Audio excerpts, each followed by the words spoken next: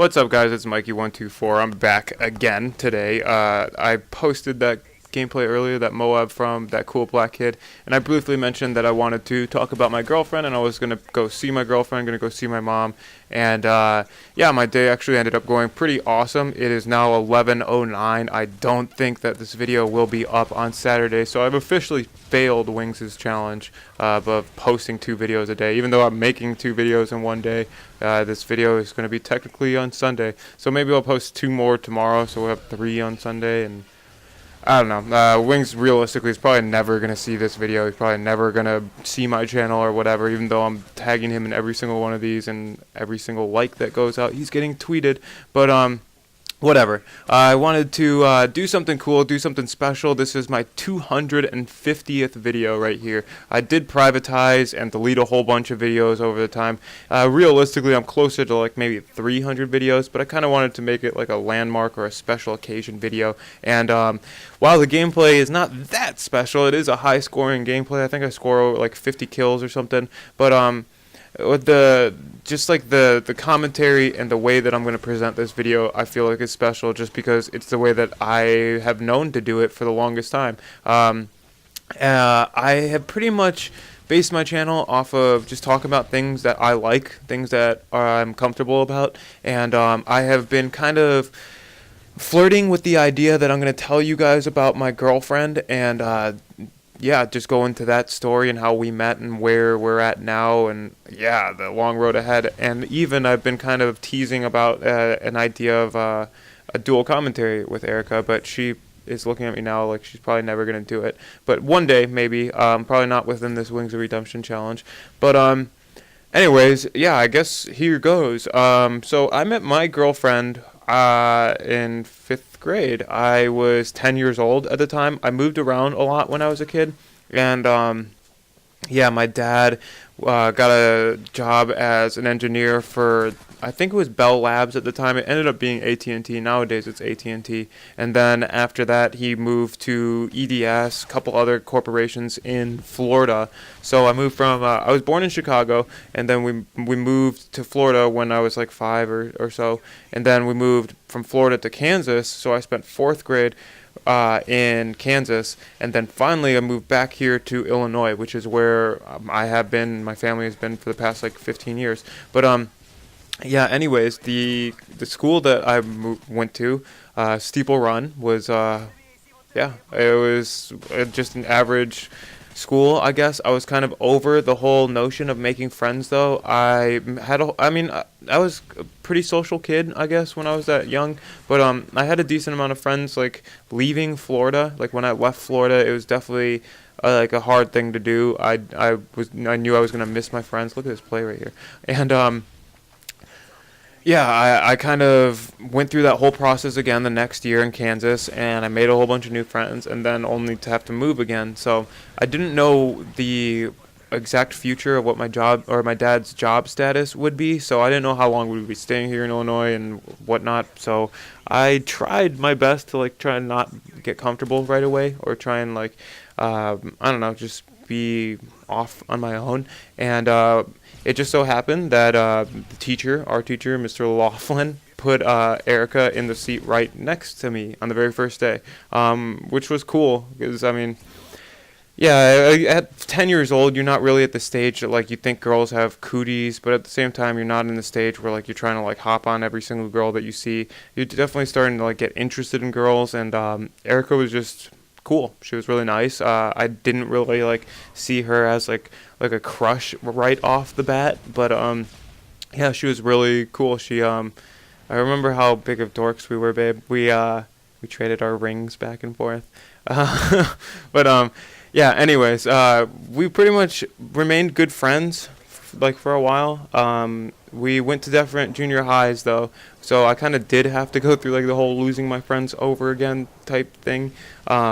Yeah, after 5th grade, I made a whole bunch of friends at 5th grade at the elementary school, and then my elementary school got split up. Half of the kids went to the junior high school in one township, and half of them went to the junior high school in another township. So I went to the one that about 10% of my school went to, and then the other 90% of my elementary school went to the Kennedy Junior High School, which is where Erica ended up going.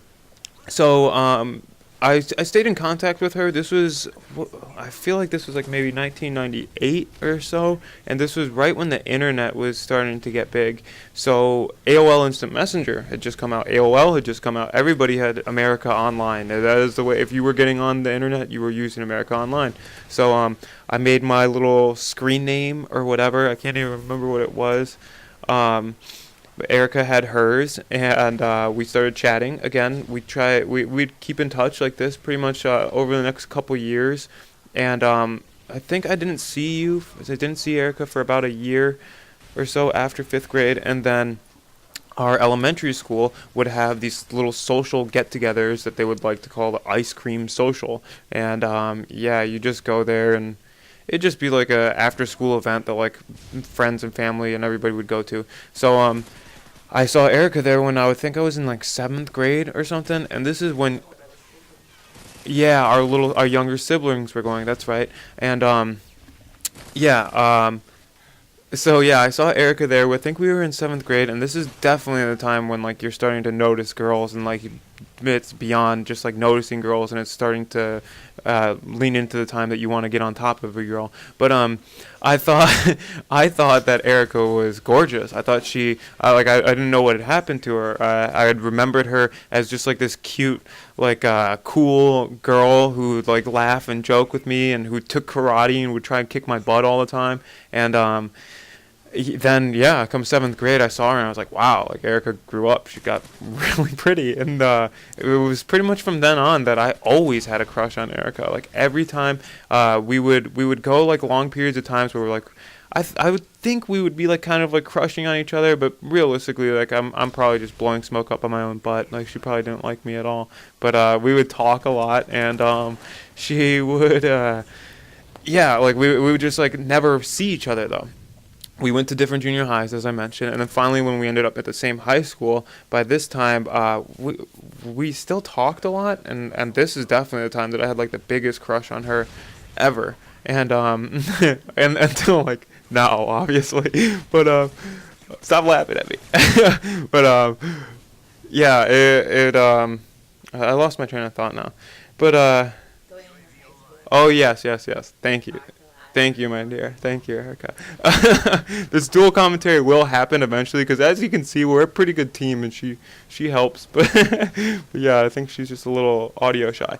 Anyways, yeah, going into high school, we talked a ton. We were still on the America Online all day, every day, and yeah, it definitely became more of a crush for me, and I was definitely really into Erica, and we would discuss things on the phone. We would talk on the phone. We upgraded from talking on America Online to actually talking on the phone, and I literally still remember this to this date. She gave me her cell phone number, and I was pulling like an American Pie or like a typical like teenage movie style thing where like I had the number in my hand and like I would start dialing it and then I would hang up the phone because I was so nervous to like I'd never talked to a girl really on the phone before, so like, and especially not one that I liked. So yeah, this was new territory for me, and I remember by sophomore year when we could start driving. I got my license, my license to drive a vehicle, and the end of sophomore year. It was like yeah,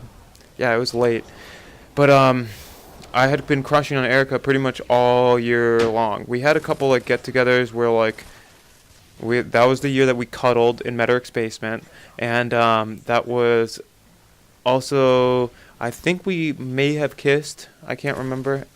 There may have been a kiss, but there was definitely like I had it thought pretty set in my head that Erica liked me and I liked Erica, and that like we should get together.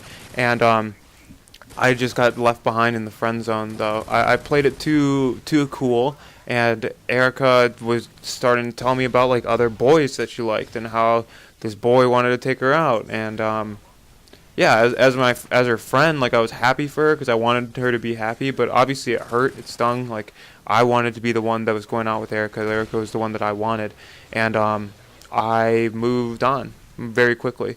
I got pissed, to say the least. I got super pissed off that that I thought me and her had something, and we apparently didn't. So I just went with the mindset, you know what, like there's plenty of girls out there. I'm just going to take a swing at whichever one that I think is hot, and I happened to do that at like the sluttiest, whatever. I guess she was hot, but she's just a clear slut. But yeah, I guess that's a story for another time, though. I passed Erica up, went with this other girl, and then me and Erica didn't talk for like 3 years. And yeah, this commentary is over. So I got a ton more to talk about with this topic right here. And this will, I'm looking at Erica right now, this will eventually lead up to a dual commentary with Erica and myself. We will both finally be able to talk to you guys. And yeah, I'd love to hear some feedback from you guys. Talk to you soon. Peace.